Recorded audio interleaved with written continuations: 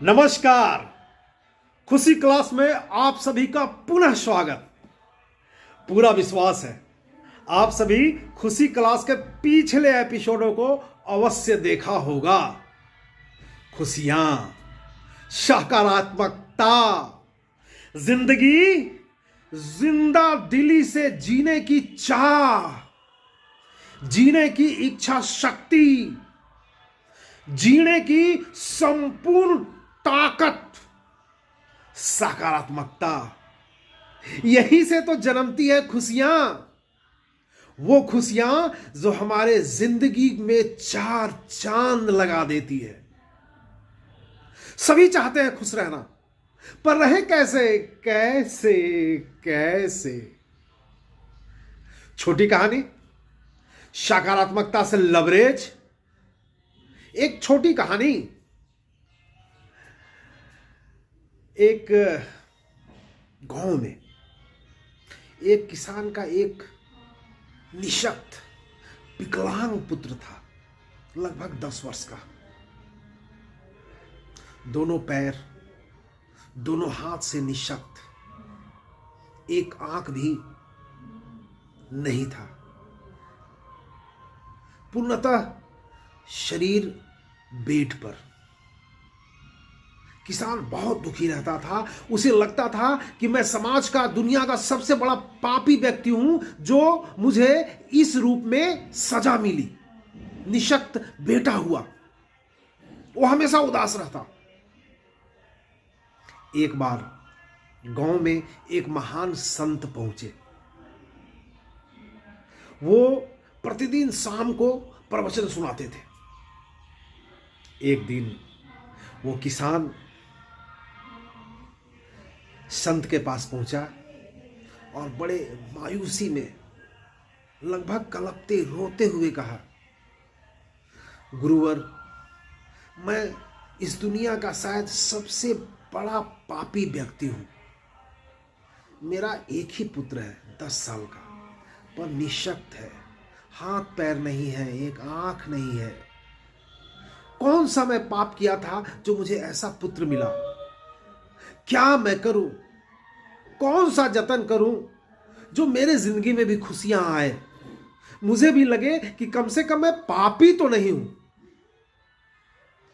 संत मुस्कुराकर बोले, मैं इसका जवाब 10-12 साल बाद दूंगा, लेकिन अभी मैं तुमसे कुछ मांगता हूं, दोगे? किसान बोला, मेरे बस में होगा तो मैं जरूर दूंगा गुरुवर।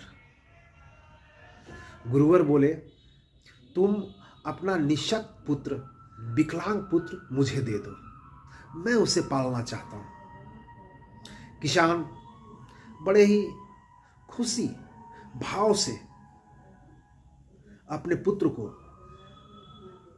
गुरुवर को सौंप दिया। गुरुवर उस बच्चे को अपने पास रख लिए। 1 माह के बाद गुरुवर उस बच्चे को लेकर गांव से चले गए। 12-13 साल के बाद गुरुवर फिर से उस गांव में आए। इस बार जब वो गांव में आए, आसपास से प्रवचन सुनने वालों की भीड़ और बढ़ गई। सभी जगह एक ही चर्चा कि गुरुवर के साथ एक और वक्ता है जो बहुत सुंदर प्रवचन करते हैं, जो दिल को छू लेता है। बहुत ही ज्ञानी आदमी है, बहुत ही ज्ञानी संत है। किसान जब ये सुना कि वही गुरुवर फिर से आए हैं, साथ में कोई और बहुत बड़े ज्ञानी भी, किसान पुनः गुरुवर के पास पहुंचा। जब वहां पहुंचा तो देखता है प्रवचन प्रारंभ है, और प्रवचन देने वाला कोई और नहीं, एक निःशक्त विकलांग युवक है, कम उम्र का। उसका शरीर जरूर निःशक्त है, आंख एक नहीं है, लेकिन उसकी बातें, उसके सब वो ओज, वो तेज, वो प्रकाश, वो शक्ति पुंज जो सीधा दिल को छू रही थी। प्रवचन सुनने वाले खुशियों से ओत पोत उठते और उस निशक्त संत का पैर छूते, आशीर्वाद लेते। किसान गौर से देखा, वो समझ गया कि ये तो मेरा ही पुत्र है। जब वो गुरुवर से मिला, गुरुवर कहे, अपने पुत्र से मिले, ये वही पुत्र है जिसे तुम अपने पाप का कर्म बता रहे थे। हमेशा मान कर चलो, इस दुनिया में सबसे बड़ा पाप कोई है तो वो ये है, ये समझना कि मैं सबसे कमजोर हूं। जो ये समझता है कि मैं सबसे कमजोर हूं, समझ लो वही सबसे बड़ा पापी है। देख सकते हो तुम्हारा पुत्र आज इससे कोई शक्तिशाली है क्या? लोग इसके पास आते हैं, इससे आशीर्वाद लेते हैं, स्नेह लेते हैं। इसके पास ज्ञान का अकूत भंडार है। आज इतना शक्तिशाली है तुम्हारा पुत्र। इसलिए याद रखना, दुनिया का सबसे बड़ा पाप यह समझना कि मैं सबसे कमजोर हूं।